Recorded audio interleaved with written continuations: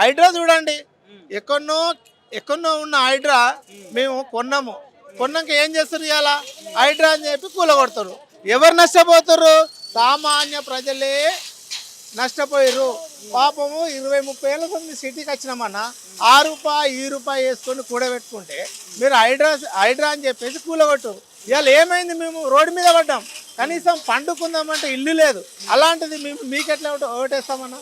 మేము ఓటయ్యాం. హైడ్రా వల్ల ప్రభుత్వ ఆస్తులు కాపాడినాం, చెరువులను కాపాడినాం, అక్రమంగా నిర్మించుకున్న వాళ్ళందరూ ఇల్లు కూలగొట్టినాం, ప్రభుత్వ ఆస్తులను కాపాడి మేము చట్టరీత్యా అందరికీ ఒకే విధానంగా చేస్తామంటున్నారు. ఏడ కాపాడిరా? నా కాపాడుతానేనా? మొన్న వరదలు వచ్చి మొత్తం హైదరాబాద్ అంతా మునిగిపోయింది. నువ్వు కాపాడితే మంచి సేఫ్టీ ఉంటుండే కదా. హైదరాబాద్ ప్రజలంతా నీళ్ళలో మునిగిపోయారు కదా. ఒకరి మందలిరా, నా తిట్టినోడ కానీ తిట్టనో లేడు పాపం, చచ్చిపోయారు మొన్న వానలకు. ఇళ్ళన్నీ ఊలిపోయినాయి, నీళ్ళు బస్ స్టాండ్లలో నీళ్ళు వచ్చినాయి. మీరు ఏం కాపాడిరన్నా? మీరు ఏం కాపాడలేదన్నా.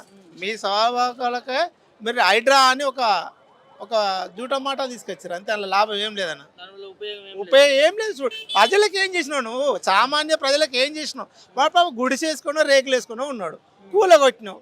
ఏం చేసినావు? వాడు రోడ్డు మీద పడ్డాడు, తిడుతుండే. ఇప్పుడు ఏం పరిపాలన ఇస్తున్నాడగా? ఎక్కడ ఇచ్చిరన్నా? నువ్వు ఇయ్యానా? కేసీఆర్ కట్టిన 1000 డబుల్ బెడ్రూమ్లు ఉన్నాయి, మస్తు ఖాళీగా ఉన్నాయి. ఎక్కడ ఇచ్చినావా? నువ్వు ఇచ్చినావానా? నేను 30 ఏళ్ళు భక్తి తెరువు నుంచి హైదరాబాద్ వచ్చిన, డబల్ బెడ్రూమ్ ఎవరు ఇచ్చారు? ఇవ్వలేదు, మీరు ఇవ్వలే. కేసీఆర్ కట్టిన ఆడ పెండింగ్ పెట్టినావు. అవి ఇవ్వండి మరి, మీరు ఇచ్చి నిరూపించుకోండి మీరు మంచోళ్ళని. లేదన్నా ఫెయిల్.